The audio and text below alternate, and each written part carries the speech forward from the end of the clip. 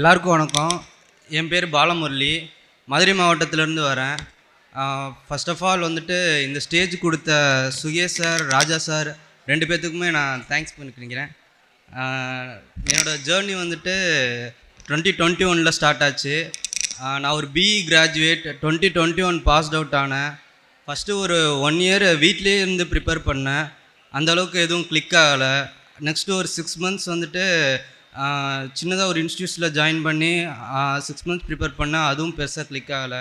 சரி, நான் எங்கே லேக் ஆகுறேன் அப்படின்னு சொல்லிட்டு நான் யோசிச்சுட்டே இருக்கும்போது என்னுடைய ஃப்ரெண்ட் காலேஜ் மேட் இங்கே தான் ஜாயின் பண்ணி படிச்சுட்டு இருந்தாங்க சுரேஷ் அகாடமியில். அப்போது அவங்க சுரேஷ் அகாடமி சஜஸ்ட் பண்ணாங்க. ஓகே, நான் அப்போ எங்கே வந்து லேக் ஆகுறேன்றது இங்கே வந்ததுக்கப்புறமா தான் தெரிஞ்சுது. நான் வீட்டில் இருக்கும்போது வந்துட்டு நான் நல்லா ஹார்ட் ஒர்க் போட்டுட்ருக்கேன் அப்படின்னு தான் நினச்சிட்டு இருந்தேன்.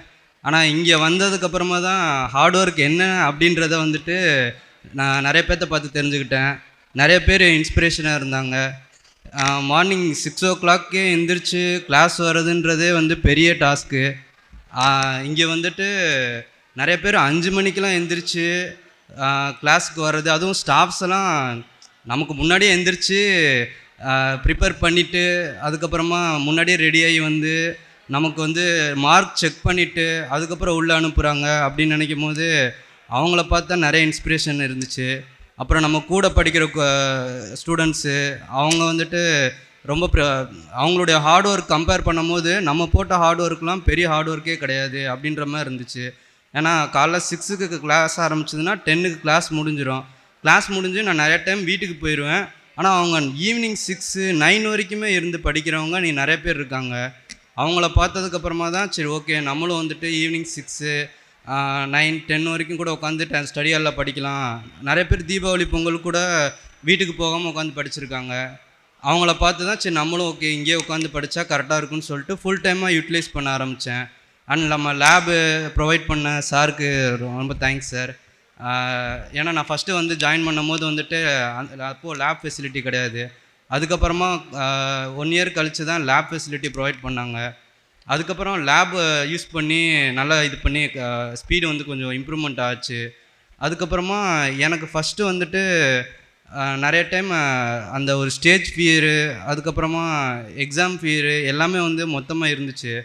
நான் அங்கே வீட்டிலேருந்து ப்ரிப்பேர் பண்ணும்போது அப்பா தான் டெய்லியும் பைக்கில் கொண்டு போய் விட்டுட்டு மறுபடியும் கூப்பிட்டு வந்து விடுவேன். நிறைய டைம் லீவ் போட்டு ஃபஸ்ட்டு அப்பா அம்மா 2 பேருமே டீச்சரு. அவங்க ஸ்கூல்லாம் லீவ் போட்டு வந்து எக்ஸாமுக்காக விட்டுட்டு எக்ஸாம் முடிகிற வரைக்கும் வெயிட் பண்ணிட்டு திருப்பி கூப்பிட்டு வருவார். ஒரு 1 இயர் வந்து அவர் கூப்பிட்டு வந்து விடும் போது எனக்கு எக்ஸாம் அப்போது ஃபியர் வந்து ரொம்ப அதிகமானதே அதனால தான். ஃபஸ்ட்டு நான் உள்ளே போய் எக்ஸாம் எழுத ஆரம்பித்து கொஞ்ச நேரத்தில் ஏதாவது சின்னதாக தப்பு பண்ணாலும் வெளியே அப்பா வெயிட் பண்ணிட்டே இருப்பார். அவர்கிட்ட என்ன பதில் சொல்ல போகிறேன் அப்படின்ற மாதிரி ஒரு மாதிரி பதட்டமாயிரும். வெளியே வந்து அவரை ஃபேஸ் பண்ணணுமேன்ற மாதிரி எனக்கு வெளியே ஃபேஸ் பண்ணவே முடியாது. வெளியே வந்து அவரை ஃபேஸ் பண்ணாலும் அவர் பாசிட்டிவாக இருந்தாலுமே நமக்கு அந்த இடத்துல ஒரு நெகட்டிவ் ஃபீல் தான் வரும். அந்த இடத்துல அவர் பெருசாக ஒன்றும் சொல்ல மாட்டார், அடுத்த எக்ஸாமில் பார்த்துக்கலான்னு சொல்லிடுவார். ஆனால் அடுத்த எக்ஸாமும் கிளியர் ஆகாமல் மறுபடியும் அவரை வந்து ஃபேஸ் பண்ணும்போது எனக்கு ஒரு மாதிரி கில்ட்டியாகவே இருந்துச்சு. அதுக்கப்புறமா இங்கே அகாடமியில் வந்து நம்ம பசங்களோட சேர்ந்து எக்ஸாம் எழுத போகிறத ஒரு எக்ஸாம் ஃபீலே இருக்காது. நமக்கு அது ஒரு டூர் போயிட்டு வர மாதிரி தான் இருக்கும். எக்ஸாமில் போயிட்டு ஜாலியாக எக்ஸாம் ஆரம்பித்து முடிச்சுட்டு வந்துட்டும் ஜாலியாக கலாய்ச்சிட்டு அந்த மாதிரி இது பண்ணிகிட்டே இருக்கும்போது வந்துட்டு எனக்கு இது எக்ஸாம் எழுதிட்டு வந்த ஃபீலே கிடையாது. அதுக்கப்புறமா எனக்கு காலையில் 6 மணிக்கு எந்திரிக்கிறதுன்றது ரொம்ப பெரிய டாஸ்க்கு.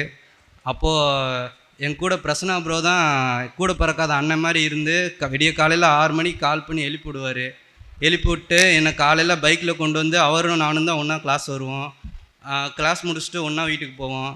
கிட்டத்தட்ட அவர் போட்ட எஃபர்ட்னால தான் நான் இங்கே இருக்கேன். அவர் கரெக்டாக இன்னைக்கு காலைல 6 மணி ஆனால் எழுப்பி விட்ருவார். ரூமுக்கு வந்து எந்திரிங்க ப்ரோ, குளிங்க ப்ரோ, கிளம்புங்க ப்ரோன்னு சொல்லிட்டு அவர் மோட்டிவேட் பண்ணிட்டே இருப்பார். 2 பேரும் ஒருத்தருக்கு ஒருத்தர் வந்துட்டு அங்கே மோட்டிவேட் பண்ணி நம்ம இது பண்ணிகிட்டே வந்துட்டோம். எங்கள் 2 பேர்த்துக்குமே வந்து சூப்பர் பேட்சுக்குள்ளே போகணுன்னு ரொம்ப நாள் ஆசை. அதுக்காக ஹார்ட் ஒர்க் பண்ணி உட்காந்து 2 பேரும் ஸ்ட்ரகிள் பண்ணி படிச்சுக்கிட்டே இருந்தோம். நாங்கள் சூப்பர் பேட்சுக்கு கடைசியாக ரீச் பண்ணுறதுக்குள்ளே இந்த எக்ஸாம் ரீச் பண்ணிட்டோம். ரீச் பண்ணி நான் வந்துட்டு இப்போ ஆர்ஆர்பி கிளியர் பண்ணிட்டேன். அவரும் வந்துட்டு IBPS PO mains, Indian bank union bank, RRB PO நிறைய இது எல்லாமே அச்சீவ் பண்ணியிருக்காரு. கூடிய சீக்கிரமே அவர் April 1 SBI clerk, SBI PO எல்லாமே அடிச்சுட்டு உங்கள் முன்னாடி இந்த ஸ்டேஜில் வந்து கெத்தாக பேசுவார். அனைவருக்கும் வணக்கம். இந்த நேரத்தில் வந்து எல்லாத்துக்கும் ஒரு நன்றியை சொல்லிக்கிறேன். இந்த அளவுக்கு வந்து என் பையனை வந்து நல்ல நிலைமையில் உருவாக்கி அதை சப்போர்ட் பண்ண அனைவருக்கும் மீண்டும் ஒரு முறை வணக்கத்தை தெரிவிச்சுக்கிறேன்.